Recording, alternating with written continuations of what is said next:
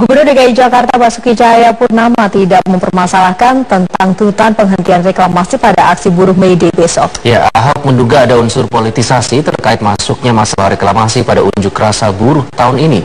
Salah satu isu yang menjadi tuntutan pada unjuk rasa buruh besok adalah tuntutan untuk penghentian reklamasi di sejumlah wilayah, termasuk di pantai utara Jakarta.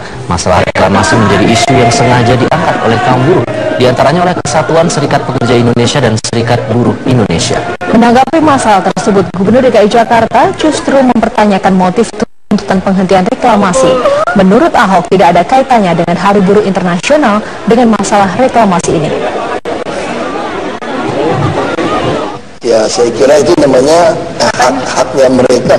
Kok buruh hubungannya dengan reklamasi? Padahal reklamasi itu akan menciptakan lapangan kerja, properti. Udahlah, kalau dicampur-campur gitu ya susah. Balik informasi lain, keputusan mengejutkan datang dari Wali Kota Jakarta Utara Rustam Effendi. Rustam secara tiba-tiba memutuskan mengundurkan diri dari jabatannya. Benarkah pengunduran diri Rustam terkait dengan persaingan politik menjelang Pilgub DKI 2017? Menurut saya, apa yang disampaikan oleh Pak Gubernur itu bahwa Pak Gubernur menilai kinerja saya masih kurang. Nah, kalau sebagai bawahan dinilai oleh atasan kinerjanya masih kurang, ya saya berpikir ya sudah. Wali Kota Jakarta Utara Rustam Effendi memutuskan mengundurkan diri dari jabatannya. Rustam bahkan telah berpamitan kepada Ahok dan seluruh PNS di jajaran Wali Kota Jakarta Utara. Dalam pernyataannya, Rustam memohon maaf atas kesalahannya selama menjabat sebagai Wali Kota Jakarta Utara sejak Januari 2015. Sebelum mengundurkan diri, Rustam Effendi sempat mencurahkan isi hatinya di media sosial miliknya. Dalam statusnya, Rustam mengungkapkan kekecewaan karena telah difitnah dan dianggap bersekongkol dengan pihak tertentu. Namun, sebelum menerima surat pengunduran diri, Ahok berpendapat Rustam terlalu berlebihan dalam menanggapi tudingan yang disampaikannya dalam rapim penanganan banjir. Ahok menjelaskan tudingan bahwa Rustam bersekongkol dengan Yusril Iza Mahendra menghambat penanganan wilayah Jakarta Utara hanyalah sebuah gurauan belaka. Namun demikian, Ahok tidak menampik bahwa dalam beberapa kasus Rustam tidak jarang enggan menjalankan perintah yang disampaikan oleh Ahok. Lagi kemarin juga saya kira beliau salah paham saja. Yang lain ketawa kok, aku juga bercanda kok. Aku juga tahu dia nggak pernah hubungan sama Yusril. Aku cuma ketawain dia aja. Yang lain ketawa. Nah, makanya kalau orang main politik perasaannya langsung kena. Kalau kita bercanda orang nggak ada kepentingan, nggak marah kok, ketawa-ketawa semua. Pakak. Saya udah panggil dia berkali-kali. Pak Wali Kota makanya dia udah perasaan, tau nggak? Pertama saya panggil dia itu kasus waktu KBN tenggelam. Saya bilang KBN itu di Cakung Cilincing itu nggak mungkin tenggelam, pasti ada yang nyumbatin saluran karena laut nggak pasang. Dia bilang laut pasang nggak turun, coba lu lihat. Itu pertama. Saya panggil dia, saya bilang kamu jangan terlalu banyak main-main politik loh, saya bilang. Kini Ahok mengaku telah menerima surat pengunduran diri Wali Kota Jakarta Utara Rustam Effendi. Sebagai pengganti Rustam, Ahok menunjuk Wakil Wali Kota Jakarta Utara sebagai pejabat sementara Wali Kota Jakarta Utara. Dari Jakarta, Tim Liputan Metro TV.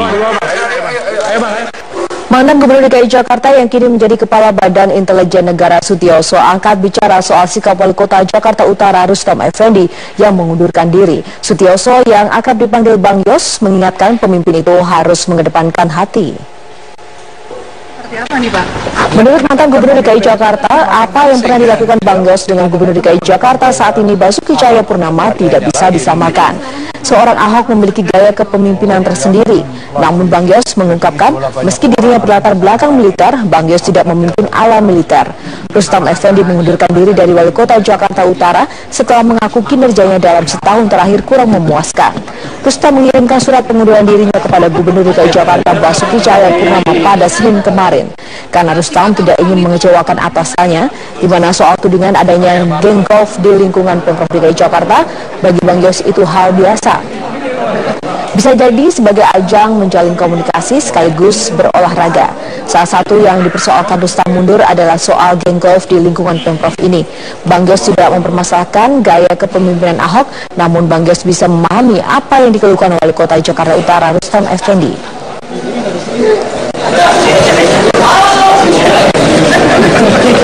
Karena dia merasa didukung banyak orang, jadi dia merasa panas Pak, ya jumawa padahal pernyataan seperti itu Pak. Kota itu kan level sudah eselon sudah cukup atas lah ya gitu levelnya ya. Ya pasti ada sebabnya dia melakukan itu kan, itu patut kita evaluasi gitu kan.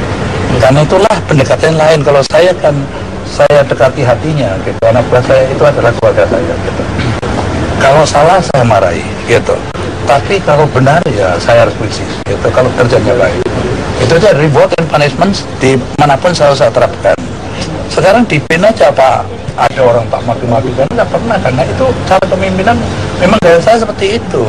Walaupun saya militer dari Kopassus, tidak berarti saya sembarang nempelin orang maki-maki orang, aku nggak kayak begitu kan. Sekali lagi ini kan gaya masing-masing. Kalau gaya Ahok seperti itu juga nggak salah, dia memang pemimpin punya hak untuk menerapkan gayanya masing-masing. Pemirsa, pengampunan pajak jika tidak ditangani dengan baik bisa menjadi bumerang untuk Indonesia. Pengampunan pajak berpotensi membawa masuk dana sekitar 500 triliunan lebih. Dana sebesar itu perlu diimbangi dengan instrumen penampungan dana. Jika tidak dipersiapkan, dana masuk itu bisa jadi masalah untuk iklim investasi dalam negeri.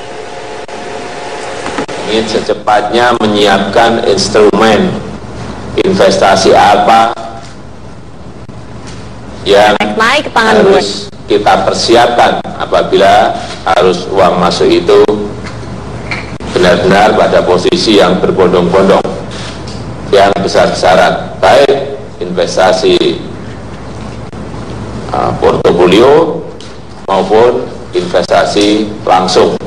Persiapkan Pak Menteri Keuangan melapor. Inilah pesan Presiden Joko Widodo menyambut rancangan undang-undang pengampunan pajak atau tax amnesty yang ditargetkan akan sah pada akhir bulan ini. Nantinya kebijakan tax amnesty membuka kesempatan pendaftaran hingga 31 Desember 2016. Ketua Otoritas Jasa Keuangan Mulyaman Hadad setuju. Dana hasil kebijakan tax amnesty diarahkan ke sektor produktif jangka panjang, misalnya investasi di sektor infrastruktur atau perbankan. Oh iya, karena kan likuiditas jadi longgar. Kalau likuiditas jadi longgar, kan kemudian dana bisa jadi lebih murah. Ya, karena dana bisa lebih murah, kan kredit bisa. Jadi saya kira simpel saja sebetulnya. Yang penting sebetulnya saya concernnya lebih pada begitu uang masuk, bagaimana kemudian bisa teralokasi ke sumber daya yang lebih produktif gitu ya.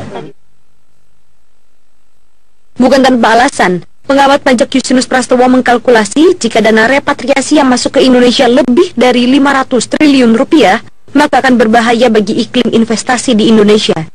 Kalau kita tiba-tiba kebanjiran likuiditas, itu juga nggak baik bagi perekonomian kita. Apalagi devisa kita kan hanya 110 miliar, itu hanya sekitar 1.200 triliun. Kalau sampai 2 kali devisa, tiba-tiba rupiah akan menguat 2 kali. Ekspor kita, yang akan bahaya adalah ekspor kita.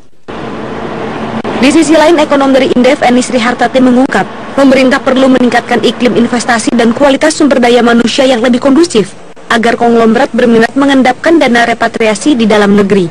Pendaftar teks amnesti pun harus digiring agar menjadi wajib pajak yang taat. Hanya sekedar pengampunan, tetapi iklim usaha tidak kondusif ya, dan termasuk nanti berdampak kepada terendusnya berbagai bisnis mereka. Tentu kan ini juga ada perhitungan kalkulasi mereka ke depan, bahwa di tahun-tahun ke depan mereka tidak bisa lagi melakukan praktek-praktek penyimpangan terhadap kewajiban pajak gitu. Sementara itu, pemerintah mengungkap salah satu elemen penting dalam keberhasilan program pengampunan pajak ialah kepastian hukum dan kerahasiaan nama bagi pendaftar teks amnesti. Maka akan ada tim gabungan yang memudahkan kepulangan dana WNI di luar negeri ke tanah air. Tim di bawah koordinasi Kementerian Keuangan, khususnya Ditjen Pajak ini, terdiri atas Kapolri, PPATK, BI, Menkumham, dan Kemenlu. Dari Jakarta, Tim Liputan Metro TV. Pimpinan DPR RI akan segera mencabut surat larangan mengundang Menteri BUMN Rini Sumarno dalam rapat-rapat di DPR. Ketidakhadiran Menteri dalam rapat di Parlemen dinilai justru membuat kinerja Komisi 6 DPR menjadi tidak maksimal. memang kami sudah... Rekomendasi Panitia Khusus Pelindo II yang melarang mengundang Menteri BUMN dalam rapat-rapat yang digelar di Parlemen berdampak pada terganggunya koordinasi antara kementerian dengan DPR. Yang terbaru adalah rapat dengar pendapat Komisi 6 DPR dengan Kementerian ESDM pada Senin siang. Rapat yang membahas sejumlah hal penting seperti kereta cepat dan kinerja BUMN yang semestinya harus dihadiri menteri hanya diwakilkan oleh seorang deputi. Mestinya pimpinan itu tidak membiarkan kondisinya seperti ini, tidak ada rapat dengan manajemen BUMN. Coba bayangkan nanti kalau turun sudah draft APBNP perubahan, kan tidak bisa itu dilakukan tanpa kehadiran seorang menteri. Atau nanti bisa diwakilkan oleh Menteri Menko-nya untuk bicara dengan Komisi 6. Ini kan kemudian menjadi tidak dalam hubungan kerja ini menjadi terganggu. Terkait hal ini, Wakil Ketua DPR Agus Hermanto mengatakan akan segera mencabut surat larangan mengundang Menteri BUMN Rini Sumarno dalam rapat di DPR. Langkah tersebut akan dilakukan setelah berkoordinasi dengan pimpinan Pansus Pelindo II. Mungkin tidak terlalu lama lagi juga surat yang intinya melarang Komisi 6 melaksanakan pengawasan dengan Menteri BUMN itu barangkali ini akan diselesaikan, tentunya dengan didahului dengan, karena waktu itu referensinya dari Pansus Pelindo II, sehingga kita ingin membicarakan lebih detail dengan Pansus Pelindo II. Sebelumnya DPR melalui rapat paripurna pada Desember lalu menyatakan menyetujui rekomendasi Panitia Khusus atau Pansus Pelindo II. Pansus Pelindo dalam rekomendasinya meminta Presiden memecat Menteri BUMN Rini Sumarno karena disebut melanggar konstitusi dan perundang-undangan dalam kasus Pelindo II. Rekomendasi ini kemudian ditindaklanjuti oleh pimpinan DPR yang ditandatangani oleh Wakil Ketua DPR Fadlizon yang melarang mengundang Menteri Rini Sumarno dalam rapat-rapat di DPR. Tim Liputan Metro TV. Pelabuhan Indonesia. Pemirsa, pengampunan pajak jika tidak ditangani dengan baik bisa menjadi bumerang untuk Indonesia. Pengampunan pajak berpotensi membawa masuk dana sekitar 500 triliunan lebih. Dana sebesar itu perlu diimbangi dengan instrumen penampungan dana. Jika tidak dipersiapkan, dana masuk itu bisa jadi masalah untuk iklim investasi dalam negeri. Ingin secepatnya menyiapkan instrumen investasi apa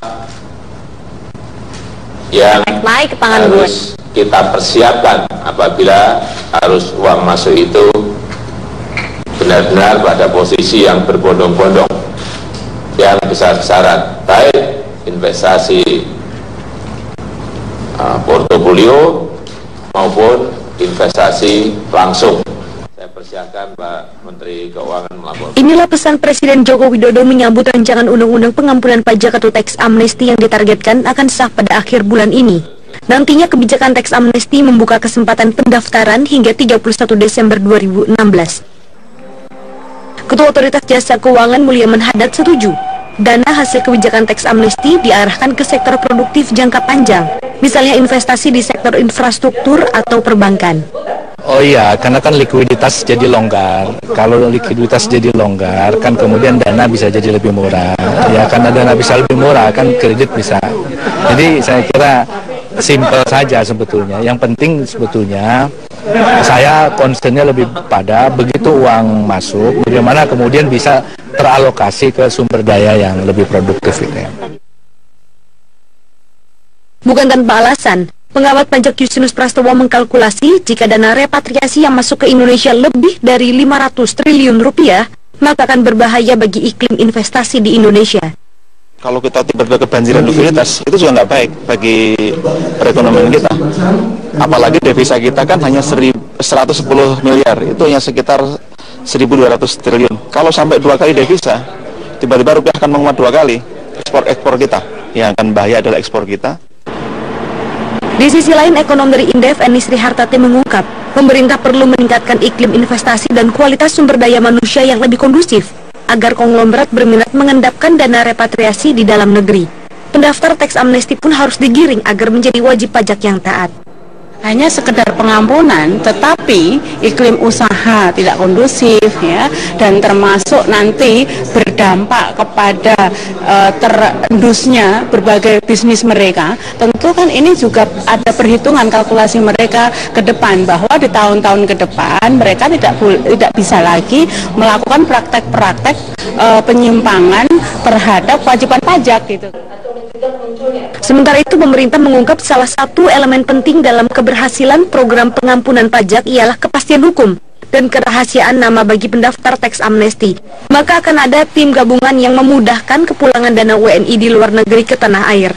Tim di bawah koordinasi Kementerian Keuangan, khususnya Ditjen Pajak ini, terdiri atas Kapolri, PPATK, BI, Menkumham, dan Kemenlu. Dari Jakarta, Tim Liputan Metro TV.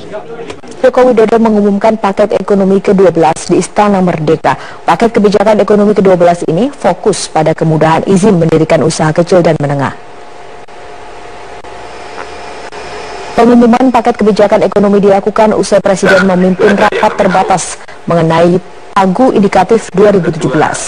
Menteri Koordinator Perekonomian Darmin Nasution mengatakan fokus paket kebijakan ekonomi ke-12 ini pada kemudahan izin usaha kecil dan menengah.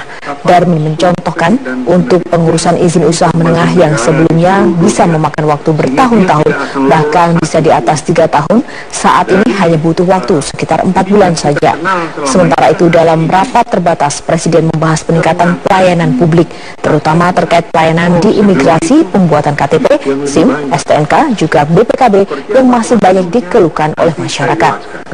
Tadi Bapak Presiden sudah membangun usaha UKM, tapi ya bukan usaha besar, itu dari awal sampai akhir.